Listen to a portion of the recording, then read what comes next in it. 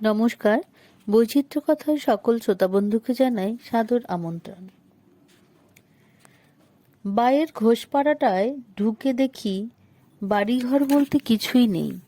ক্রমশ এগিয়ে গিয়ে যখন আমাদের সেই বটগাছটার সামনে গিয়ে পৌঁছলাম, তখন সত্যিই আমার কান্না পেয়ে গেল। আমাদের জন্মভূমি পৈতৃক ভিটা ছাই ও খড় বিচুলির তলে চাপা পড়ে আছে। মাটির দেওয়ালগুলো আগুনে ঝলসে কালো হয়ে গেছে। শুধু আমাদের বাড়ি নয়, গোটা গ্রামের যেদিকে তাকালাম সেই দিকেই ওই একই অবস্থা মনে হলো। কোনো দৈত্য দানব বোধহয় ঝড়ের বেগে এসে গোটা গ্রামটাকে চোখের নিমেষে শ্মশান করে ফেলে রেখে গেছে। শুধু আগুনে পোড় খাওয়া মাটির দেওয়ালগুলো যেন সেই নির্মম অত্যাচারের নীরব সাক্ষী হয়ে দাঁড়িয়ে আছে। চোখের জল ফেলতে ফেলতে নীরবে চলে এলাম গ্রাম থেকে। বাড়ির সকলের জীবনের পরিণতি ভেবে বুক ফেটে কান্না এলো।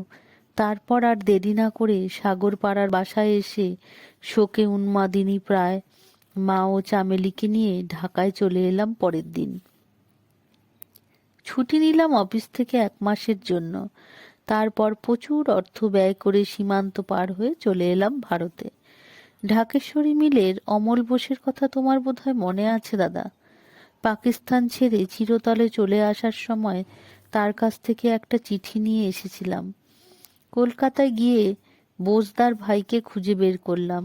চিঠিটা দিতেই তিনি আমাকে সহানুভূতি দেখালেন যথেষ্ট। তারই চেষ্টায় অল্প কয়েকদিনের মধ্যে একটা চাকুরি জুটে গেল আমার। তারপর আপ্রাণ খেটে গত বছর প্রমোশন পেয়ে আমি জলপাইগুড়ি বদলি হয়ে এসেছি। তাহলে তুই ওদের নিয়ে রাজশাহীর বাড়ি থেকে চলে আসার পর আমি খোঁজ করতে গিয়েছিলাম, মৃণাল বলতে শুরু করে। কেউ কোনো কথাই তখন বলতে পারল না। তুই তো সেই সাংঘাতিক রাত্রির বিভীষিকা দেখিসনি রাজু? পশু শক্তির পাষণ্ড আক্রমণের পর যখন সব শেষ হয়ে গেছে, তারপর শুধু তুই ধ্বংসাবশেষ দেখে এসেছিস।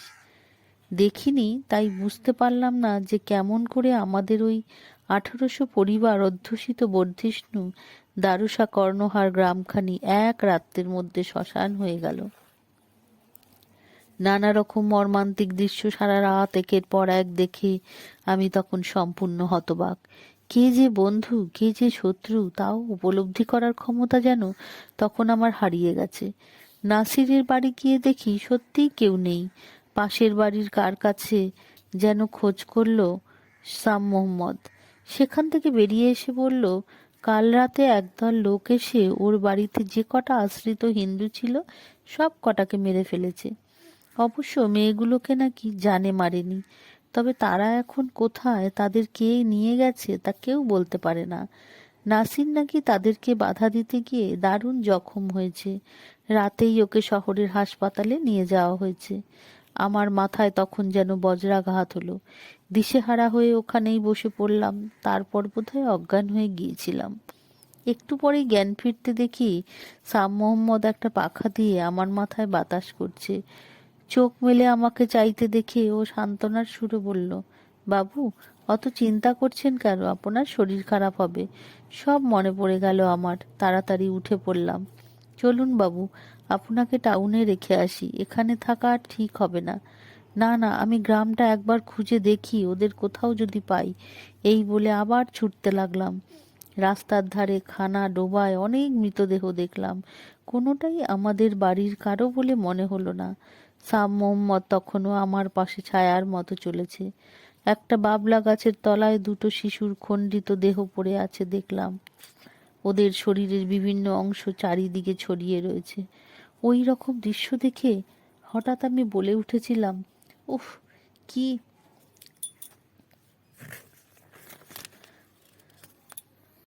নৃশংস!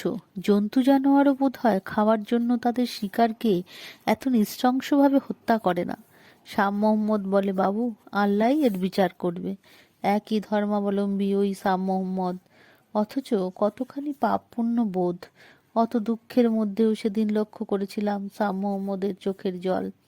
কাঁদতে কাঁদতেই সে বলেছিল, বাবু, নারায়ণবাবুকে কাল আমি জান দিয়ে বাঁচিয়েছি। ভোর রাতের একটু আগে ছোট বেটার সাথে তাকে টাউনে পাঠিয়ে দিয়েছি, কিন্তু আর কাউকে পারলাম না বাঁচাতে। আমার জিন্দেগিতে এরকম কোনোদিন দেখিনি। তখন 10টা বেজে গেছে। টাউনের পথে রওনা হয়ে সড়কে উঠে দেখি বহু পুলিশ মিলিটারি আসছে। ধুতি পরা দেখে প্রথমেই আমাকে ধরে একটা জিপে তুলল। কেন? এতক্ষণে সবিতা হঠাৎ প্রশ্ন করল। বিপদাপন্ন অন্তত একজন হিন্দুকে তো বিপদ থেকে উদ্ধার করা হলো, এই হয়তো ভেবেছিল তারা তখন। দু একটা মুসলমানকে হাজত ভ্যানে তুললো, 2-4টে রোলার দিয়ে পিটাতেও দেখলাম। তারপর অন্যরা সব ক্রমশ গ্রামের মধ্যে ঢুকে পড়ল। আর একজন পুলিশ আমাকে জিপে করে রাজশাহী টাউনের মালোপোড়া পুলিশ ফাঁড়িতে নিয়ে গেল। তারপর সেখান থেকে আমাকে একটা অস্থায়ী ক্যাম্পে নিয়ে যাওয়া হলো। সেখানে যে সমস্ত হিন্দু মরতে মরতে ভাগ্যের জোরে কোনো রকমে বেঁচে গেছে তাদের এনে রাখা হয়েছিল। দিন 3 আমাকে সেখানে আটকে রেখে ছেড়ে দিল। তারপর টাউনের বাসায় কাউকে না পেয়ে সেদিন সন্ধ্যের ট্রেনে ঢাকা রওনা হয়ে গেলাম। কিন্তু ঢাকাতেও তাদের কাউকে না পেয়ে শেষে রওনা হলাম হিন্দুস্তান অভিমুখে। অতঃপর সেই মারাত্মক ঝড়ের পর ঝাপটা খেয়ে পাখির মতো ডানা ঝটপট করতে করতে উড়ে এসে পড়লাম প্রথমে গঙ্গারামপুরে, তারপরেই শিলিগুড়িতে।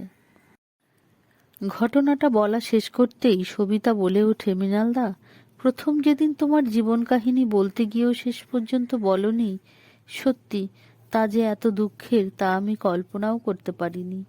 ওই জন্যই তোমায় সর্বদা দেখেছি নিরানন্দ আত্মকেন্দ্রিক।